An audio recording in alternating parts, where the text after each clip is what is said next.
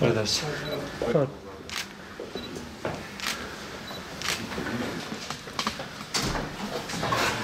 Başkanım. Efendim bir hediye takdim olacak.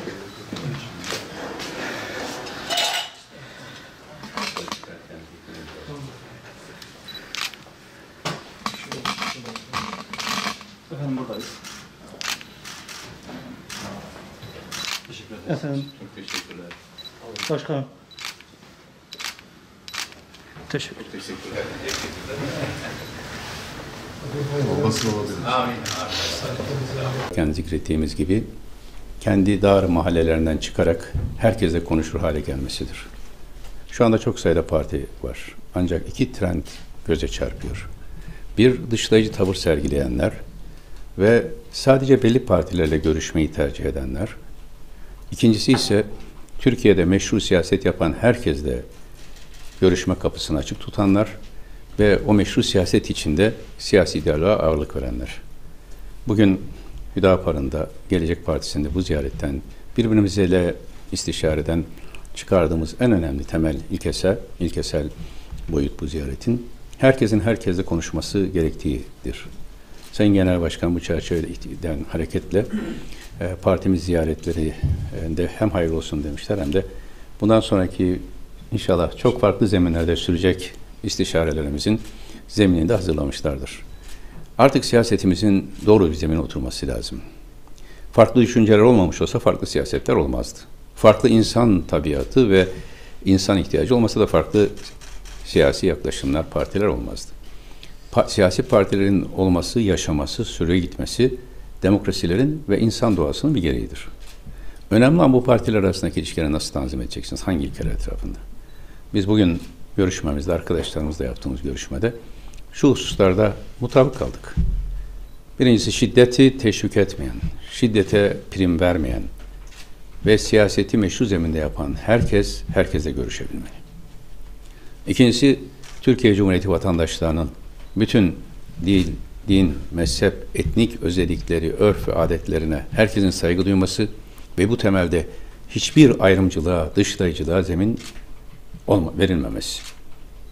Önümüzdeki kritik aşamalarda Türkiye'nin külli toplam menfaatin bütün 83 milyonun ortak geleceğinin tek tek grup, etnik, mezhebi gruplar ve çıkar gruplarının ötesinde önem taşıdı.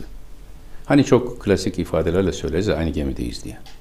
Şu anda dünyada uluslararası düzende büyük çalkantılar var, büyük depremler yaşanıyor, büyük dalgalar, tsunami var aslında. Böyle bir tsunami'de bir ülkenin kendi gemisini içindeki bütün vatandaşlarla birlikte sağlam bir şekilde tutabilmesi, sağlam bir limana dayayabilmesi en öncelikli ihtiyaçtır. Maalesef bugün iktidar bu siyasetin tam karşısında ve dışlayıcı bir üslupla her gün hemen hemen ortaya çıkan gerginliğe dayalı tartışmalarla 83 milyon ortak kaderinin yerine iktidarlarını koruma telaşı içinde bir tutum takınıyorlar. Onlara da buradan çağrımız. Küçük büyük demeyin, ne kadar oy aldı almadı demeyin. Türkiye Cumhuriyeti vatandaşlarından oy alan herkes, her partiyle ilişkilerinizi doğru tutun. Bu anlamda Sayın Genel Başkan'ın ziyaretleri bizim için hem samimi hem de nezakete dayalı bir güzel ziyaret örneğini teşkil etmiştir. Biz de büyük kongremize giderken özellikle kendileri de daha sonra sordular. Özellikle teşkilatlanmada eriştiğimiz durumu, büyük kongreye giderken partimizin önceliklerini paylaştım. Bu arada Hüdapar'ın da bu pazar İstanbul Kongresi var. Biz de kendilerine başarı diledik. İnşallah herkesin herkese saygı duyduğu, kimsenin gelecek kaygısı taşımadığı ve farklılıkların yapıcı çeşitlilik olarak görüldüğü bir siyasetin inşasında hep beraber el ele vereceğiz. Tekrar hoş geldiniz diyorum. Bütün parti mensuplarınıza da selamlarımızı iletmenizi rica ediyorum. Evet. Sayın Genel Başkanım da belirttiği gibi biz kuruluşundan dolayı tebrik etmek, çalışmalarında başarı dilemek için bir ziyarette bulunduk. Belki siyaset anlayışı ile ilgili bizim yıllardır dile getirdiğimiz bir husus var. Maalesef Türkiye'de siyasi partiler birbirlerine düşmanmış gibi, birbirlerine rakipmiş gibi bir anlayışla siyaset dilini oluşturmaktadırlar. Az önce biz yukarıda bunu tafsilatıyla konuştuk. Bu dilin mutlaka değişmesi lazım. Siyasi partiler programlarda dile getirdikleri gibi ülkeyi yönetme, ülkeye hizmet etme amacıyla kurulmuş olan partilerdir. O nedenle bu partiler düşman olamazlar. Birbirlerine rakip de olamazlar. Sandık ortaya konduğunda evet yarışacağız, rekabet edeceğiz, muhalefet edeceğiz.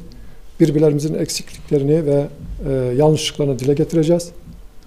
Ama sandık ortadan kalktıktan sonra madem bu millete hizmet için biz bu yola düştük, o zaman rekabet etmeyeceğiz, yarışmayacağız, kavga etmeyeceğiz. Biz yardımlaşacağız. Ülkenin sorunları büyük. Hocamın da bahsettiği gibi az önce Türkiye gerçekten çok zor bir dönemeçten geçiyor. Dünya yeniden dizayn ediliyor küresel güçler tarafından. Biz içeride kendi sorunlarımızı çözemezsek, kendimiz bir araya gelip sorunlarımızı çözme yoluna, hal yoluna koymazsak birileri gelir, istedikleri şekilde burayı karıştırır ve kaos ortamı oluşturur. Bunun giderilmesinin yolu siyasi partilerin bir araya gelip ülkeye hizmet etmek için dayanışma içerisinde olmaları, görüşmeleri, konuşmaları ve ortak bir sonuca varmaları. Evet, eğer farklı düşünmüyorsak mutlaka aynı partide birleşirdik. Farklı partiler kurulduğuna göre demek ki ülkeyi huzura kavuşturacak, ülkeye hizmet etme anlamında farklı düşüncelerimiz de vardır ve olmalıdır. Yani tek sesin ülke içerisinde olması doğru bir şey değil. Doğru çözümler ortaya koyma açısından farklı seslerin, farklı düşüncelerin mutlaka dile getirilmesi lazım. Bu anlamda biz de bütün siyasi partilerin düşmanlık üzerine değil, rekabet üzerine değil, birbirlerinin ayağını kaydırma şeklinde değil, dayanışma şekliyle bir araya gelmeleri ve ülke sorunlarını rahatlıkla tartışabilmeleri gerektiğini düşünüyoruz. Bu vesileyle ben de tekrar kuruluşlarını tebrik ediyorum. Ülkemize, milletimize ve bütün ümmet-i İslam'a hayırlar getirmesini temenni ediyorum. Evet. Yani ayrıca geçen hafta Hüdapar tarafından organize edilen ve İslam dünyasının seçkin isimlerinin bir araya Zoom toplantısına bir araya geldiği Selahattin Eyyubi konferansının tebriklerimi iletiyorum. Ben de o konferansa hitap etme imkanı bulmuştum. İslam dünyasının önemli düşünürleri oradaydı. Selahattin Eyyubi'nin o derin ilmi, ahlakı ve basiretini örnek alanlardan eylesin cümlemizi. Evet. Bu vesileyle ben de şunu dile getireyim. İslam dünyasında biz o Zoom toplantısına da siz sonuna kadar çalışmalarınızdan dolayı devam edememiştiniz. Selahattin üzerine bir enstitünün olmadığını ve bunun bir eksiklik olduğunu oraya katılan ilim adamları dile getirdiler. Biz de dile getirdik. İnşallah dünyanın ilk Selahattin Enstitüsü'nü Diyarbakır'da kurmaya karar verdik. Ve akademisyen kimliğinizle de sizin oraya katkı vermenizi bekliyoruz inşallah. Tarihte örnek aldığım en büyük şahsiyetlerden biridir. İlmiyle, ahlakıyla ve tabii izzetiyle zor dönemde Moğollardan Haçlılardan Moğollara geçiş döneminin arasında bölgenin Orta Doğu bölgesinin birliğini sağlayabilmiş büyük bir lider. İnşallah hakkıyla anlaşılır. Çok teşekkür ederim. Teşekkür ederim. Evet. Sonra siz saniye farkıyla yoksa her zaman neyse artık aldım mikrofonu yoksa size... Benim zaten birkaç sorum olacak efendim. Birkaç soru arka arkaya. O yüzden iki sorayım sonra... Peki. Sonra ben geri alırım mikrofonu. Maşallah şimdiden pazarlık güzel. Buyurun. Fox'a ben Fırat Irmak. Efendim iki sorum. İlki Enis Berberoğlu ile ilgili Yüksek Mahkeme, Anayasa Mahkemesi'nin aldığı bir karar vardı. Yalnız alt mahkemenin bu kararı uygulamama kararı vardı. Bu alt mahkemenin AYM kararına karşı olan kararını nasıl değerlendiriyorsunuz? İkinci sorumda dün Sayın Cumhurbaşkanı grup toplantısının çıkışında erken seçim soruldu kendisine. erken seçim istemek kabile devletlerinde olur, gelişmiş ülkelerde olmaz dedi. Nasıl değerlendirirsiniz? Kendisi daha Şimdi bir kere biz demokratik hukuk devletiyiz. Dolayısıyla yürütmenin yasamayla olan ilişkileri kuvvetler ayrılığı ilkesine dayanması icap eder. Ve demokratik hukuk devletlerinde anayasanın işleyişi konusunda nihai merci Anayasa Mahkemesi'dir.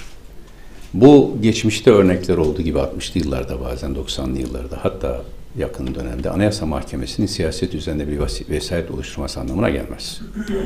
Aksine hukuki bir konuda Anayasa Mahkemesi üst mahkeme olarak karar verdiği zaman alt mahkemelerin bu kararı yok sayması demokratik hukuk devleti ilkelerinde hukukun kendi içinde, yargının kendi içinde hiyerarşisine de aykırı düşer. Yasalarımızda ve anayasal hükümlerimize de açık bir şekilde ihlalidir. Alt mahkeme yeniden yargılar. Hükümünde belki kanaatini teyit eder, bir şey söylüyor ama Anayasa Mahkemesi'nin kararını yok saydığınız zaman bir müddet sonra başka mahkemelerde diğer mahkemelerin kararlarını yok sayarlar. Bu bir kaosa sebebiyet verir. Burada bizim tutumumuz açıktır. Olay yaşanır yaşamazda gerekli açıklamaları yaptık. Anayasa Mahkemesi oradaki hakimlerin hür vicdanlarla karar vermesi gereken ve hiçbir baskı altında kalmaması gereken bir yapıdır. Ancak beni kaygılandıran husus sadece noktası olarak bu karar değildir.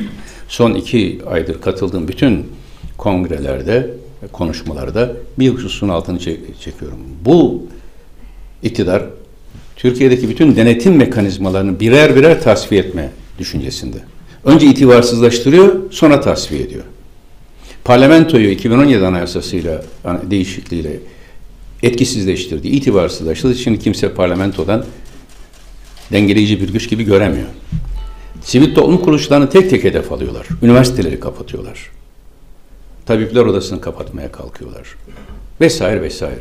Şimdi de Anayasa Mahkemesi'ni önce itibarsızlaştırma, sonra üzerlerinde Demokles'in kılıcı tutarak Anayasa Mahkemesi'nin önünde bekleyen dosyalarla ilgili mahkemenin vicdanını etkilemeye çalışıyorlar. Sonrasında da Sayın Bahçeli'nin dediği gibi kapatmaya gidecekler. Peki nereye doğru gidiyor bu? Tek merkezli bir otoriter devlet anlayışına. Tek parti iktidarını eleştirerek bugünlere gelmiş olan bugünkü iktidarın tek partinin döneminde yaşanan her şeyi neredeyse bugün hayata geçiriyor olması büyük tehlikedir. Demokrasi için tehlikedir. Valilerin belediye parti il başkanı gibi davrandıkları bir dönemde Anayasa Mahkemesi'nin siyasi talimata bakar gibi davranmasını beklemek kuvvetler ayrılığını tümüyle ortadan kaldırır ve demokratik hukuk devletinin sonu haline gelir. Herkes Anayasa Mahkemesi kararını benimsemeyebilir, eleştirebilirdi ancak hiç kimse o mahkemenin aldığı kararı yok sayamaz. Yine kaygımız şudur ki benim de içinde bulunduğum hükümetler tarafından Anayasa Mahkemesi'ne verilen bireysel müracaat hakkını da ortadan kaldırmaya teşebbüse yönelebilirler. İnsanların nihayet baskılar karşısına gidecekleri tek kapı kaldı Anayasa Mahkemesi. O kapıyı kapatma niyetindeler. Bu konudaki tutumumuz açık ve nettir ve bu konuda da takipçisi olacağız. Sayın Cumhurbaşkanı'nın erken seçimden bahsetmek kabile devleti demesi sanki Türkiye'yi hiç idare etmemiş birine ve kendi sözlerini unutmuş birine benziyor. Bu hafıza kaybıdır arkadaşlar, hafıza kaybı. Başka bir şey değil.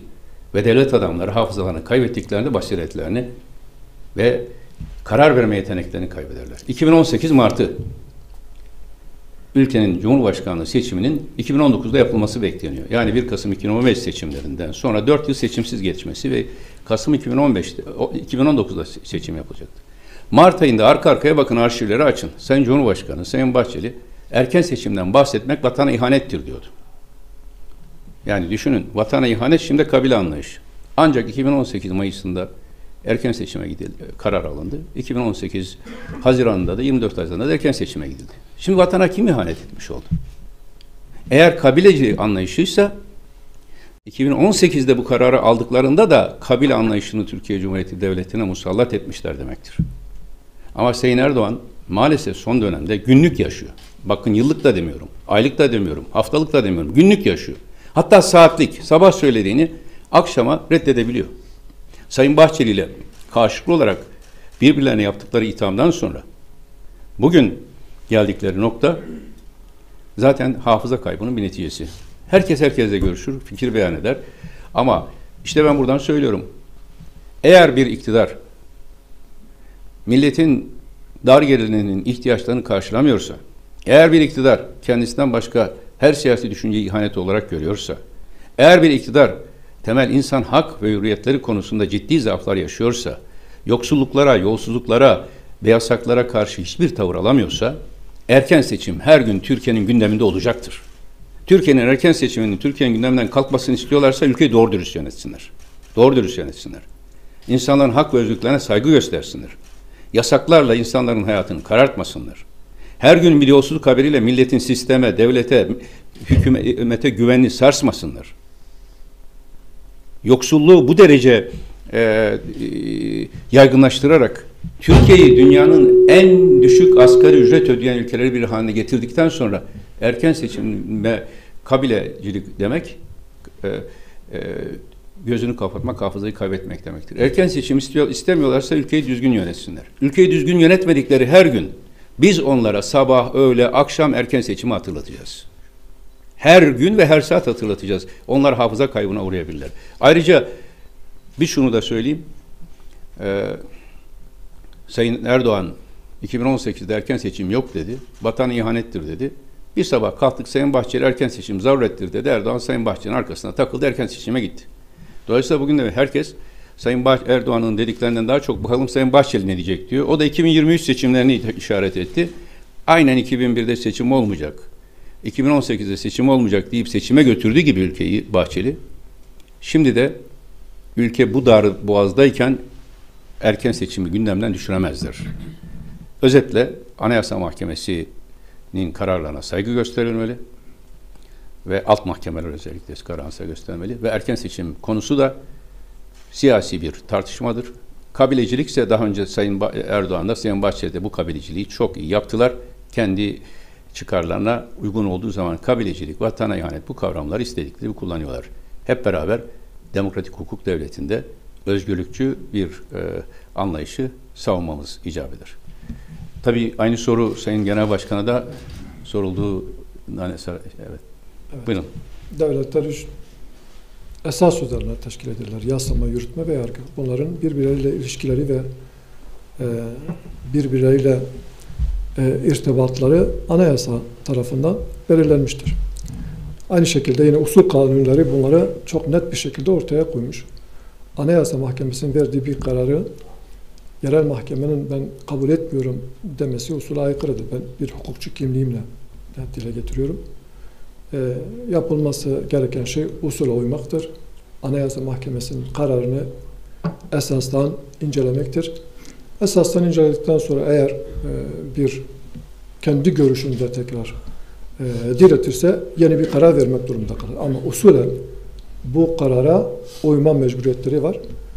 Bu konuda alt mahkemelerle Anayasa Mahkemesi ve Yargıtay arasında çekişmelerin olması vatandaşlar nezdinde büyük bir güvensizliğe neden olur.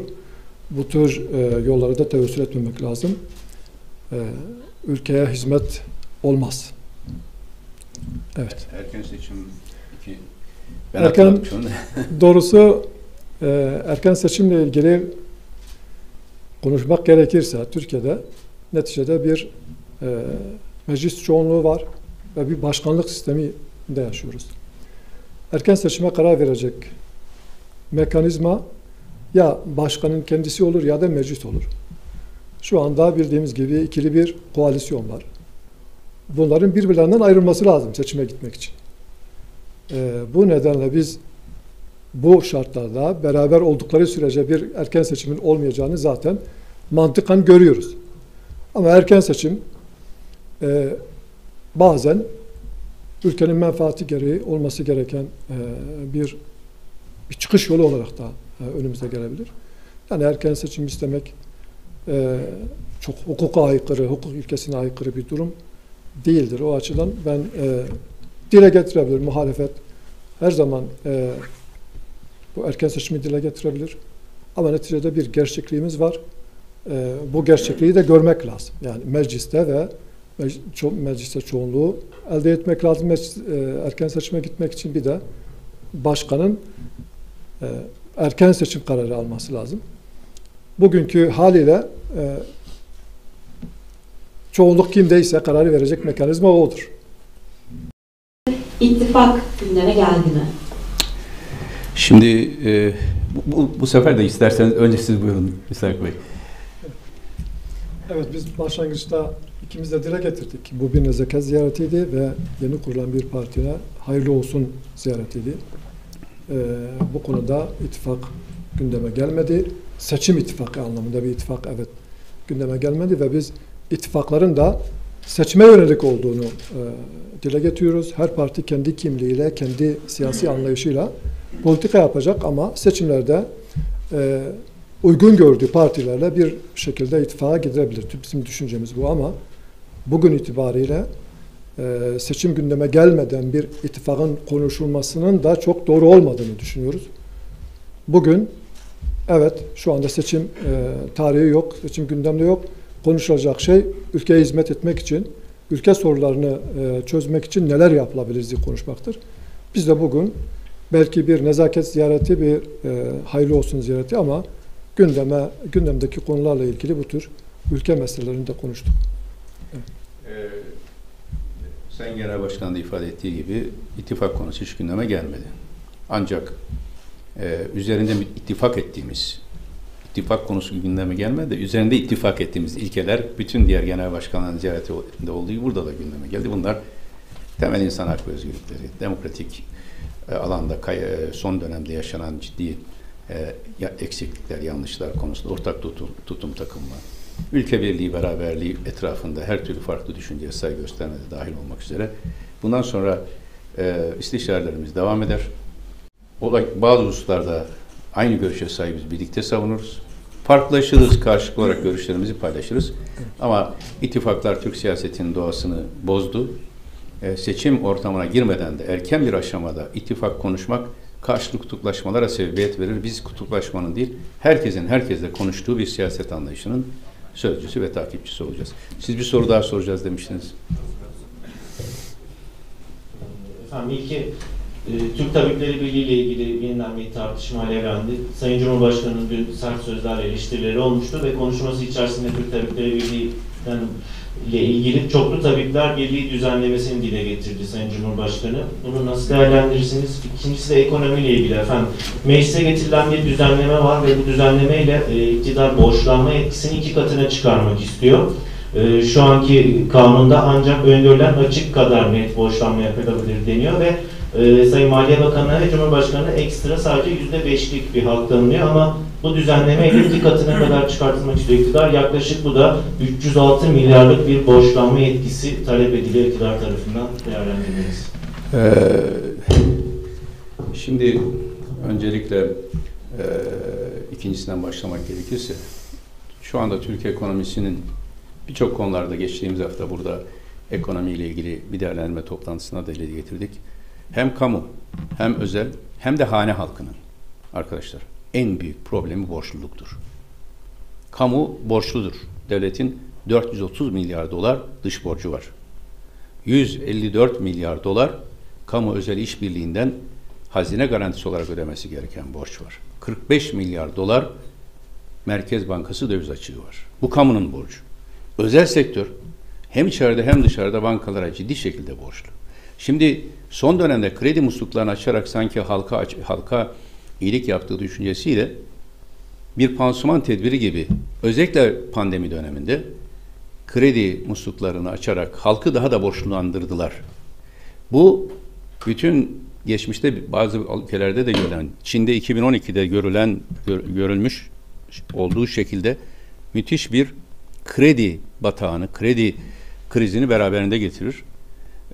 Bu son derece yanlış bir yol. Hükümetin borçlandırarak değil, parasal genişleme olarak 200 milyara yakın parasal genişleme yapıldı. Yani halkın anlayıcı dilde pandemiden bu yana 200 milyar lira basıldı. Biz yüksek sesle ifade ettik. Bu parasal genişlemeden oluşan kaynağı fakir halka, çiftçiye, esnafa hibe olarak verin diye. İşçiye hibe olarak verin diye. Ama bunlar maalesef hibe yerine kredileri açarak ve kredi üzerinden bir refah kurmaya çalışarak gittiler. Öz kaynağı olmadan bu şekilde borçlanan devlet özel sektör ya da hane halkında ekonomi geleceği görülemez hale gelir. Bu çok büyük bir risktir ve problemi ertelediği gibi büyüterek erteleyen bir yöntemdir. Kesinlikle karşıyız. Önceki soruyu...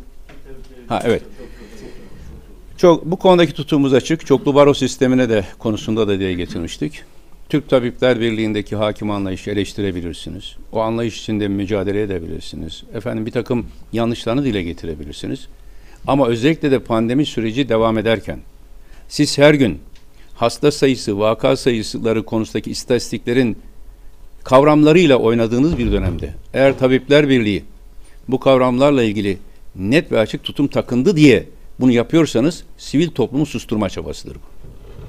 Eğer ideolojik bir şey varsa sivil toplumda veya yasa dışı bir tutum varsa daha önce niye sesiniz çıkmıyordu?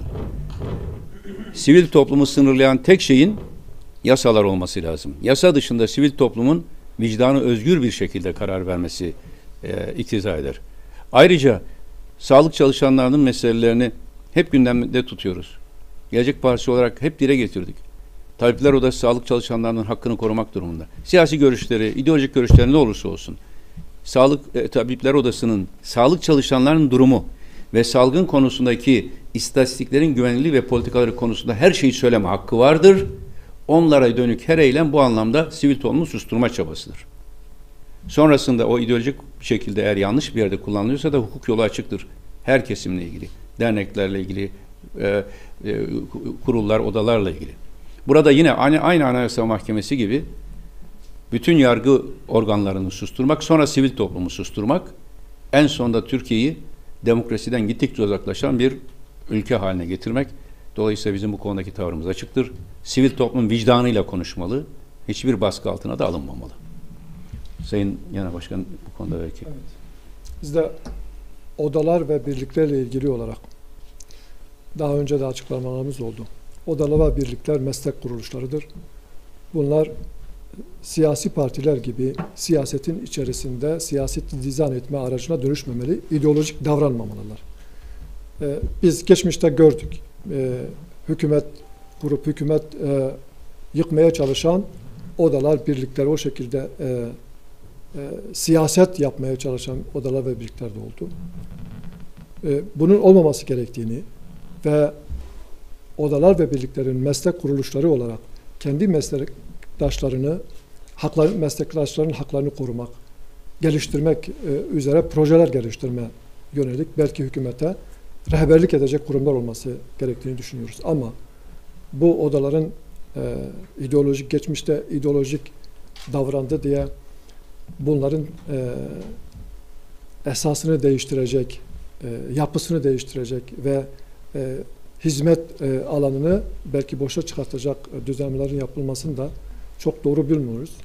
Yani o da madem meslek kuruluşlarıdır tek elden yönetilmesi ama eğer yönetiminde, işleyişinde bir sıkıntı varsa bunların düzenlenmesi gerektiğini düşünüyoruz. Peki. Lütfen kusura bakmayın. Ekonomiyle alakalı olarak belki sizinle Ankara'da ilk kez karşılaşıyoruz. Ekonomiyle ilgili düşüncelerimiz biraz uzun. Yani bunu programımızda anlatmaya kalkışırsak sanki biraz bu gündemden çıkmış olacağız ama şunu söylemek istiyorum. Özellikle bu pandemi döneminde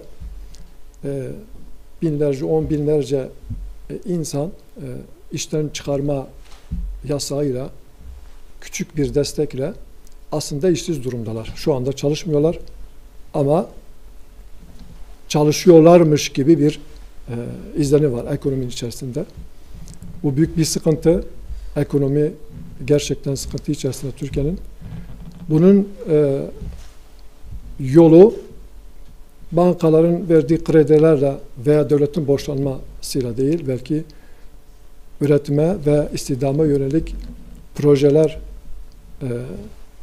ortaya koymak şeklinde olabilir. Dikkat ediyoruz. Bu özellikle 7-8 aylık dönem içerisinde esnaf kepenk indiriyor. Yoğun bir işsizlik var ama bankaların gelirleri artıyor. Çözüm olarak topluma sunduğumuz ekonomik çözüm bankaların ucuz kredi vermesi ve bu şekilde paradan para kazanan sistemin daha da güçlenmesine yol açacak çözümler üretiyoruz. Bunun doğru olmadığını ısrarla dile getiriyoruz. Üretime ve istihdama dayalı yeni çözümler ortaya konması lazım. Evet. Burada belki ekonomi borçlanmayla ilgili iki şeye de dikkatini çekmek isterim. Birisi, bir hükümet eğer borçlanma ihtiyacı hissediyorsa öz kaynaklarını ciddi şekilde tükettiği anlamı taşır. Bu unutulmasın. Yani normalde kendi kullanabilecek kaynağı olan biri ayrıca ekstra borçlanma ihtiyaç hissetmez. Demek ki kaynakları tükettiler. İkincisi de genellikle ekonomide darboğaza giren ve iktidarını kaybetme kaygısı duyan hükümetler, iktidarlar borçlanmıştır geçmişte. Çünkü o borcu alırlar, kullanırlar. Sonraki dönemde başka bir iktidara o borcu yüklerler. Uzun dönem iktidarda kalmayı düşünen ve hesap eden hükümetler, iktidarlar hiçbir zaman borçlanmayı düşünmez. Çünkü borcu da o ödeyecek. Ama kısa bir süre sonra veya yakın zamanda iktidardan gideceğini düşünenlerin kullandığı en etkili araçlardan biri borçlanmadır. Dolayısıyla bu iki işarete dikkat etmek lazım. Peki, var mı başka soru? Çok teşekkürler.